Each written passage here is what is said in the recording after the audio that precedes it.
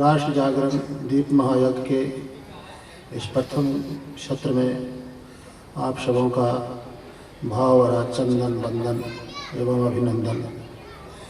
आप सभी धन्य हैं जो गुरुसत्ता के कार्य करने की ललक संजोए अपने दिल में आकुल व्याकुल हैं। यह सौभाग्य सबों को नहीं मिलता है। भाइयों बहनों, अभी आप गीत के माध्यम से सुन रहे थे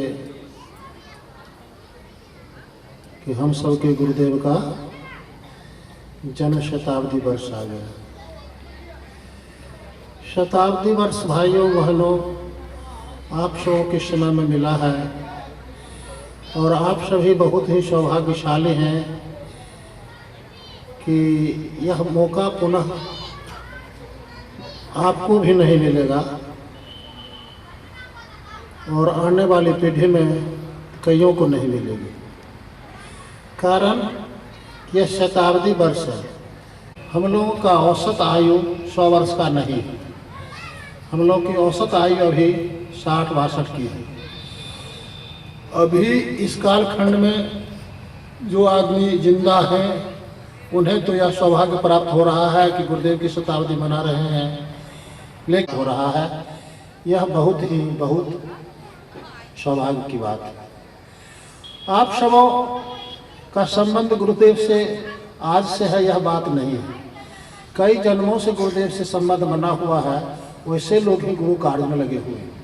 गुरुदेव ने स्पष्ट बताया है कि बेटे हमारा और तुम्हारा संबंध कोई एक जन्म का थोड़े है। हम लोग तो कई जन्मों से मिलते आ रहे हैं और मिलते रहेंगे।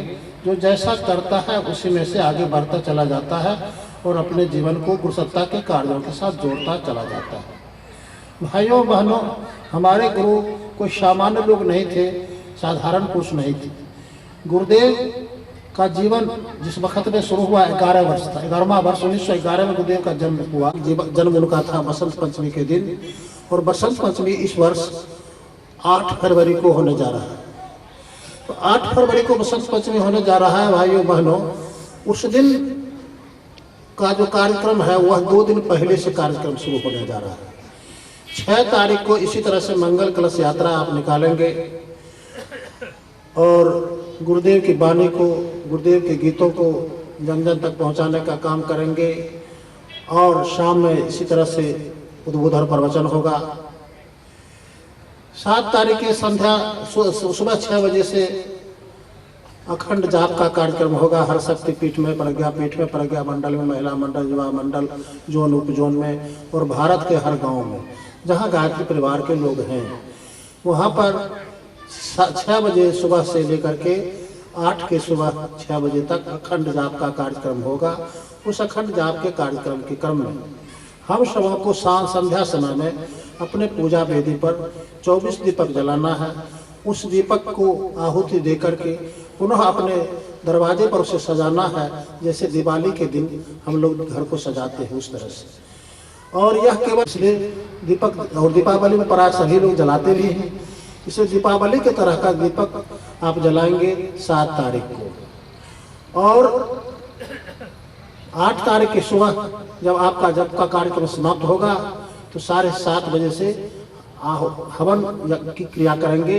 इसी तरह से 1 कुंडली, 5 कुंडली, 11 कुंड तक आप अपने व्यवस्था के अनुसार जहाँ जितनी संख्या वाला अधिक होगा वहाँ बना करके आहुति डाली जाएगी और आहुति डाली जाएगी और शाम में पुनः प्रवचन होगा, दीप यज्ञ होगा। और दीप यज्ञ में आपको दिवाली के स्वरूप में ही अपने घर में पुनः आप मनाइए। तो हम मना रहे हैं तो लोग पूछेगा आपके गुरुदेव का है तो आप मनाइए, हम क्यों मनाएंगे? लोग पूछेगा कि आप मनाइए, हम क्यों मनाएंगे? तो भाइयों बहनों, उन्हें बताना है कि हमारे गुरुदेव कोई सामान्य लोग थोड़े थे। हमारे गुरुदेव तो देव पुरुष थे। और कैसे देव पुरुष थे? तो जिस तरह से भगवान राम थे, भगवान कृष्ण थे। भगवान राम ने गीता में कहा, भगवान कृष्ण गीता में कहा, यदा यदा हि धर्मस्य ग्लानिर्भवति भारत अभ्युत्थानं धर्मस्य तदात्मनां सृजामि।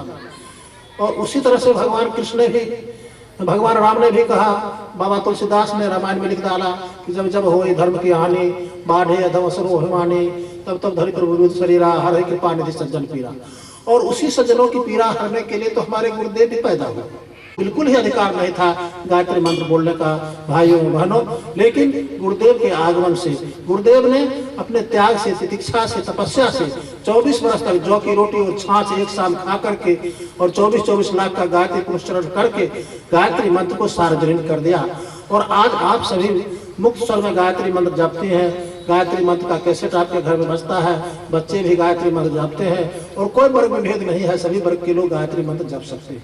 यह परम पूज्य गुरुदेव का ही कीर्ति है कि आज गायत्री मंत्र सार्वजनिक हुई, नहीं तो गायत्री माता तो बंदी थी, गायत्री मंत्र कोई बोल नहीं सकता था। और अगर गायत्री मंत्र से कहीं वैदिक यज्ञ हुआ करता था तो उस समय के जो तत्कालीन पंडित हुआ करते थे वो केवल करते थे, यज्ञकर्ता का कोई उसमें योगदान नहीं होता था। यज्ञकर्ता केवल सामग्री उपजा देते थे, पहुंचा देते थे, और यज्ञ करने वाले दूसरे लोग होते थे।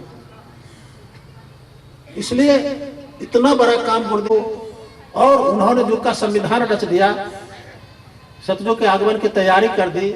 तो इन सब बातों को ध्यान रख करके युग के परिवर्तन का ताना बाना उन्होंने बुन दिया। तो युग के ताना बाना बुनने वाला तो कोई महापुरुष नहीं होता। तो जो इसलिए हमारे गुरुदेव महापुरुष हैं, और वह किसी धर्म संप्रदाय से जुड़े हुए लोग नहीं हैं। वो तो मानव मात्र के कल्याण के लिए, मानव मात्र को पीड़ा पतन से बचाने के लिए भाइयों बहनों ऐसा किया है। इसलिए गुरुदेव सामान्य लोग नहीं थे। और आप विभिन्न धर्म संप्रदाय के लोगों को कह सकते हैं कि गुरुदेव ने सद्बुद्धि का मंत्र बांटा है। आपको भी सद्बुद्धि चाहिए, हमको भी सद्बुद्धि चाहिए, और सबको सद्बुद्धि चाहिए। तो सद्बुद्धि के लिए प्रेरणा उन्होंने दी है। इसलिए आप हमारे गुरुदेव के जन्म शताब्दी वर्ष पर आइए और धूमधाम से इसे मनाइए, क्योंकि सद्बुद्धि के मंत्र के लिए गुरुदेव ने तपस्या की है। तो महापुरुषों का जन्म जो होता है भाइयों बहनों, योग ऋषि का जन्म होता है, वह कुछ विशिष्टता लिए आता है। जब मानव पीड़ा पतन के गर्त में गिर जाता है, उसका राहत होने का कोई उपाय नहीं रह जाता है, वैसे परिस्थिति में देव पुरुष जन्म लेते हैं। और गुरुदेव भी वैसे ही पुरुष थे, और उन्होंने युग का संविधान रचा अपने तप त्याग और तपस्या से। इसी बसंत पंचमी, जिस बसंत पंचमी को आप मनाने जा रहे हैं गुरुदेव का शताब्दी वर्ष, उनको अखंड दीपक से दादा गुरु सर्वेश्वरानंद जी महाराज का दर्शन हुआ था। और उन्होंने भी बताया था कि बेटे तुम्हारा संबंध हमारे साथ कई जन्मों से है, और तुमको अमुक अमुक कार्य करना है, तुम्हें हिमालय चलना है, हिमालय में गुरु सत्ता विशेषताओं से मिलनी है और बातें करनी है, और युग का संविधान बनाना है। इन सारी बातों को कहा, और इस तरह से गुरुदेव को कई बार हिमालय जाना पड़ा और तपस्या करनी पड़ी, और उन्होंने अपने जीवन को साधा है भाइयों बहनों। और गुरुदेव कोई साधारण सामान्य लोग थे, यह बात नहीं है। उन्होंने जितना भी किया हुआ समाज के लिए किया है, अपने लिए कुछ नहीं किया। उनके बाप दादा की जो संपत्ति थी उससे लड़कियों के पढ़ने के लिए स्कूल खोल दिया। वंदनीय माता जी का जो जेवर था उस नहीं लिख सका, वेद का भाष किया, उपनिषद का भाष किया, आरण्यक का भाष किया, और जितने भी विषय है दुनिया का उसमें किसी को अछूता नहीं छोड़ा गुरुदेव ने। और गुरुदेव ने सबको लिख करके रख दिया। किसके लिए रख दिया?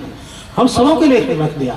और गुरुदेव ने कहा कि बेटा मेरा ज्ञान, मेरा चित्र, मेरा तस्वीर मेरे साहित्य में छिपा हुआ है, इसलिए अगर किसी को जानना हो कि हम क्या हैं तो हमारे साहित्य को पढ़ो, और उसी में तुम्हें सब कुछ मिल जाएगा। तो भाइयों बहनों, आप सबसे निवेदन है, प्रार्थना है कि आप अपने गुरुदेव की जन्म शताब्दी मनाने जा रहे हैं। शताब्दी वर्ष में आपने प्रवेश पा लिया है, और आपने कलश मंगल कलश यात्रा भी निकाली है। कल पुनः आपको संस्कार कराएंगे, यज्ञ करेंगे, आहुतियां डालेंगे। तो आहुति डालेंगे तो आहुति में जो समर्पण की भाव होती है, यज्ञ का मतलब ही होता है त्याग, यज्ञ का मतलब होता है प्रतीक्षा, यज्ञ का अर्थ होता है बलिदान। तो आप क्या बलिदान देंगे? तो अपने समय का दान दीजिए गुरुदेव के काम के लिए, और गुरुदेव के साहित्य को घर घर तक पहुंचाने का काम कीजिए। ज्ञान रथ चलाइए, झोला पुस्तकालय चलाइए। और गुरु जगह नहीं है इसका, इस जगह, इस स्थान का नाम तो भारतवर्ष के नक्शे में है ही, दुनिया के नक्शे में भी पावर के रूप में इसके लोग जानते हैं। इसलिए यहाँ तो बिल्कुल शक्ति है, बिल्कुल पावर है। और इस पावर के नगरी में अगर आप सभी लोग हैं तो आपका जीवन तो धन है ही। और गुरुदेव के सपनों को अगर साकार करना चाहेंगे तो आप तो क्या कहते हैं, संपदा संपन्न लोग हैं, साधन संपन्न लोग हैं। आपके मन में केवल जुनून पैदा होनी चाहिए। अगर जुनून पैदा हो जाती है तो गुरुदेव के सपने को बेचैनी के साथ आप घर घर पहुंचाने का काम कर सकते हैं भाइयों बहनों। इसलिए आप सबों से पुनः पुनः प्रार्थना है, विनती है, आरजू है, मिन्नत है, गुजारिश है कि आप सभी गुरुदेव के साहित्य को घर घर तक बांटने का काम कीजिए, और छोटी छोटी पुस्तकों को हर घर में पहुंचा दीजिए। उनसे मिलिए, कहीं भाई साहब ये हमारे गुरुदेव ने लिखा है, इसको जरा आप पढ़िए। और जब उनको दे करके पुस्तक आप चले आए, दूसरे दिन जब मिले उन्हें पढ़े होंगे तो शर्माएंगे, तो पुनः पढ़ने की कोशिश करेंगे। अगर पढ़ लिए होंगे तो कुछ नई बात आपको बताएंगे, तो आपके लिए भी प्रेरणाप्रद होगा, और आपको यह तो जानकारी मिल जाएगी कि उसने पढ़ा। तो अगर उन्होंने पढ़ने की बात समझ में आ गई कि हाँ वो पढ़ सकते हैं, तो उनको दूसरी पुस्तक दीजिए, तीसरी पुस्तक दीजिए, और उनको यह भी समझा दीजिए कि भाई साहब अगर यह पुस्तक आपने पढ़ लिया तो आपने किसी पास पड़ोस के लोगों को दे दीजिए। तो इस तरह से गुरुदेव का ज्ञान जन जन तक, घर घर तक पहुंचाने का काम होता चला जाएगा, ताना माना बुरा चला जाएगा भाइयों बहनों। इसलिए आप सबों से निवेदन है कि गुरुदेव की बातों को, गुरुदेव के साहित्य को घर घर तक पहुंचा दीजिए। गुरुदेव आपसे कुछ नहीं मांगा है, गुरुदेव ने केवल यही मांगा है कि बेटे समय दान करो और हमारे लिए जो हमने जो लिखा है उसको घर घर पहुंचा दो। यही गुरुदेव को घर घर पहुंचाना है। गुरुदेव स्वतः घर पहुंच जाएंगे। जिसमें गुरुदेव की साहित्य पर ही उसके दिमाग पर तूफान पैदा हो जाता है, उसको कोई रोकने वाला नहीं होता है भाइयों बहनों। इसलिए गुरुदेव के साहित्य को केवल आप भी पढ़िए। अगर आपने नहीं पढ़ा है तो उसको पढ़ने की व्यवस्था बनाइए, पढ़िए, थोड़ा थोड़ा भी पढ़िए। और खास करके युग निर्माण का सत्संकल्प और अपने अंगाभियों से जो पॉकेट बुक्स गुरुदेव ने छपवा दी है उसको अपने पॉकेट में रखिए। जो भाई कल कारखाने में काम करते हैं, पावर स्टेशन में काम करते हैं, जो बहनें घर में काम करती हैं, दफ्तर में काम करती हैं, अपने खाली समय में जब बैठे रहे उस पॉकेट से उसको निकालिए और थोड़ा थोड़ा पढ़िए। तो एक एक संकल्प को पढ़िए। युग निर्माण का 18 संकल्प है, उस संकल्प को पढ़िए तो जीवन धन बनता है कि नहीं।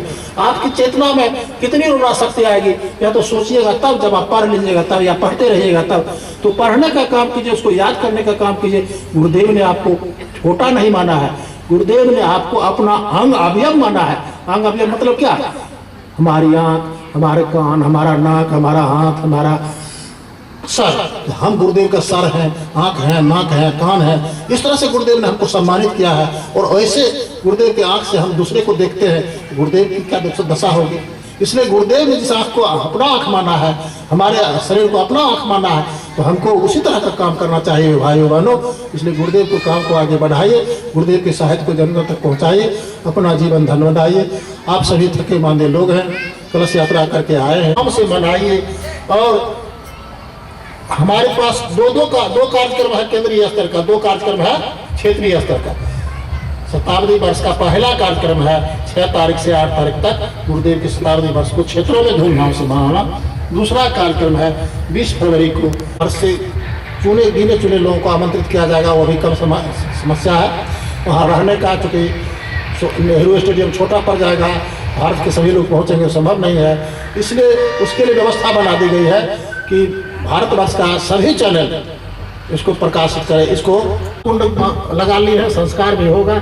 यह बात सही है, संस्कार होना चाहिए। संस्कार पूरा किया जाएगा। आपके घर में जिस बच्चे का जन्मदिन पड़ता है कल, उसको लेते आइए, यहाँ कल जन्मदिन मनाया जाएगा। जिन भाई बहनों का विवाह दिवस पड़ता है लेते आइए, कल विवाह